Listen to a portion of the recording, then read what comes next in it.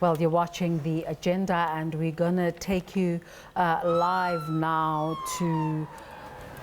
This is, we understand, in Parktown, Johannesburg. The former president, Jacob Zuma, is arriving for, well, he's resuming his testimony today. You'll remember that they took a bit of a break to sort out some of the issues that they were both facing, the legal team of the commission, as well as the former president's legal team, and they've apparently come to some sort of agreement. It seems, and the former president's arrival is always quite a dramatic scene. There you see the cars going in. Very soon we'll be talking to our colleagues on the ground.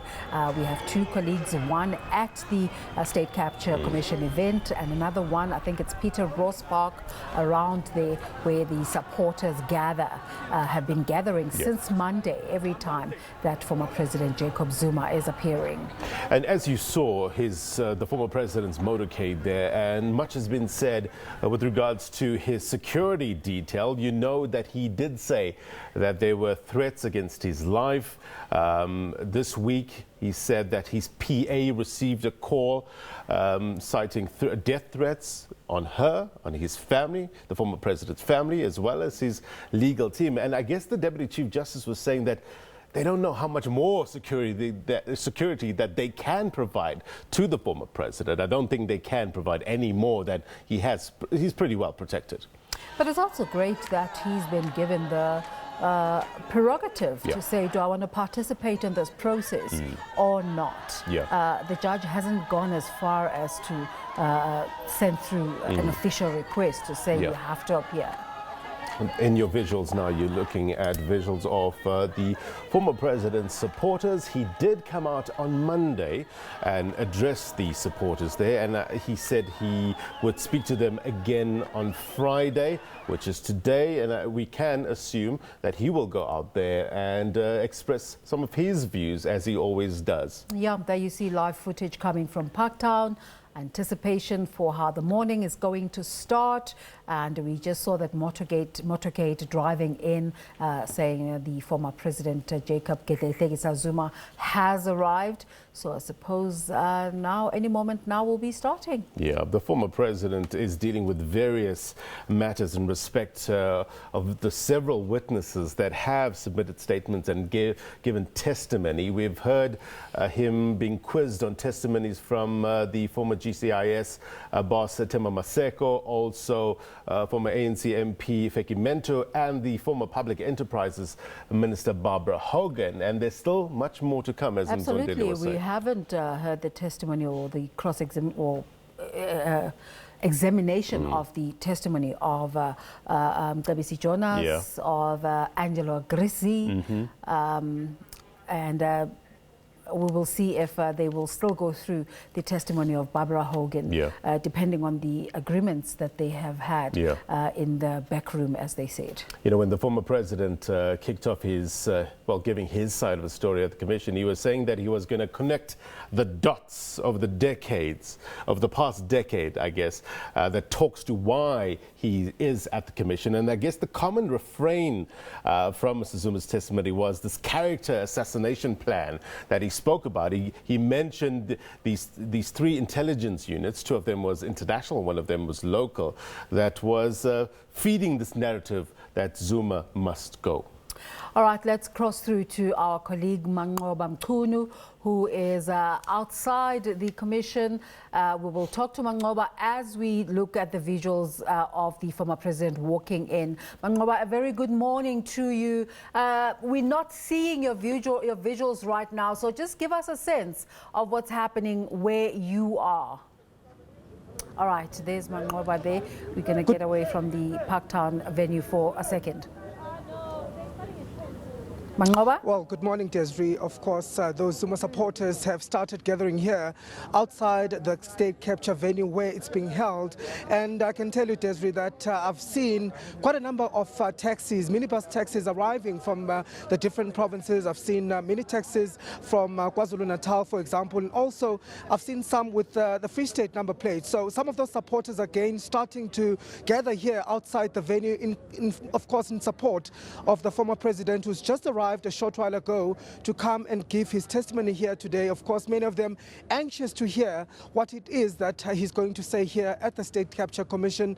But just to tell you, Desiree, a short while ago, we saw a bit of a scuffle here outside this venue. You'll see, of course, on my left here, there are some banners that have been placed here, that have been erected by some of the supporters. Earlier on, one of those banners that had been erected by a citizen, unknown, of course, as to whether there's any political affiliation to him, saying that Zuma is corrupt and Zuma must go. But of course, his supporters that are gathered here behind me, and some of them passing here through, making their way into the venue, saying that this is totally unacceptable for that posters to be put up there, and they basically took it away from there and they tore it apart. So they have replaced it with another one which now reads Unbroken, Unbreakable Radical Economic Transformation Forces. Of course, we know that's the group that is really behind mobilizing support for the former president. They've been here even on Monday, and many of them saying that they are going to show their support for the president. They've been with him at court appearances as well, we understand, in Durban during his court appearances. So they've really been behind the former president as so far as supporting him through his court challenges. I just have to move a bit, Desiree, to allow this truck to move. It's a hive of activity here at the State Capture Commission. Of course, security remains tight. You can see there's plenty of police officials around here, just trying to ensure that security is beefed up, and just to ensure that those supporters, especially the crowd that has come here to support the former president, are kept at the right place, and that they are swiftly moved also to the Peter Roos Park, where they're expected to gather in masses there later on. But of course, just to keep you abreast of what's happening at this point, those supporters surely arriving here at the State Capture venue. They'll be making their way there to the Peter Roos Park in a short while ago, and most of them have counted MKMVA members. I've seen some of those supporters in ANC regalia as well coming here to the venue. Of course, this is the last day that the president is supposed to appear before the State Capture Commission, and we do expect him to maybe go back again to Peter Roos Park later on to address those supporters. He had made that promise on Monday to say that he is going to address them. We'll come back to them on Friday, yes. As the aphorism goes, Mangoba, the writing is seemingly on the fence as both sides put up their posters. Just tell us about what came out of his address outside on Monday. What were some of the highlights or important points that he raised when addressing the crowds? Well, certainly, Blaine, I can agree with you there. The writing is on the fence this time around. Of course, we're seeing opposing banners, one in support of the former president, the RET forces, of course, and then the other one saying, hands off the Zondo Commission. So in defense of the Zondo Commission, of course, we recall that yesterday, even the SACP had a press briefing yesterday where they say they'll launch a campaign to say hands off our democracy, to really try and defend the State Capture Commission. So those are some of the writings there on the fence. But just to go back to your question on what the former president had said on Monday, of course he spoke about the fact that, he felt that being here at the commission was simply for him to answer to those who want him to be persecuted, saying that he believes that the commission was merely set up as a way to really dig a grave for him to bury him. So he went on those sentiments, similar sentiments that he had expressed, of course, during his testimony at the State Capture on Monday, of course, repeating some of those claims that had made of a conspiracy, and also claims that, there were those people who are really contempt on removing him dating back to 20 years, and saying that, the time is now. He says that he's had to put up with this for so many years, and he believes now that it's time that this must come to a stop, in his exact words. And that's what he said, basically, Blaine, speaking to that testimony that he gave on Monday. Of course, many of those people still gathered here, but I want to talk to the man now who had erected that banner earlier on that had read that Zuma is corrupt and Zuma must go. Sir, just to firstly give me your name, and why did you erect that billboard? Hi, morning, afternoon. Is it morning still? Hi, it's Patrick Bellingham.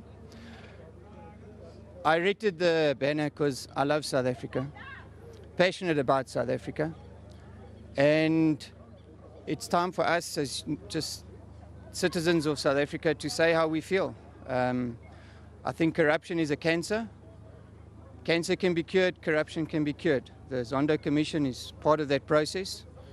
And the curing of it, in my opinion, is Zuma must go. Not only from presidency, he must go to jail. During his time as a president, we've lost as a country billions. The man in charge must carry that responsibility. But Patrick, one will ask then, why then go for the ANC colours? I mean, obviously, I think you'll need permission from the ANC to even use their colours. Why go for the ANC colours? It's not about colours, it's about the Zondo Commission, it's about South Africa. I have nothing against the ANC. I would love the ANC to rule with honest people. I think it would be a fantastic South Africa.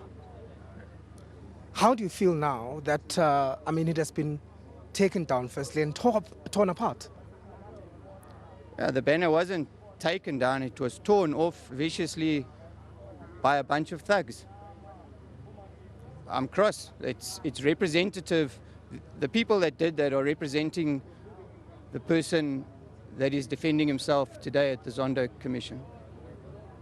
And I think one would say that, you know, freedom of expression somehow comes into play with regards to the message that you had put here.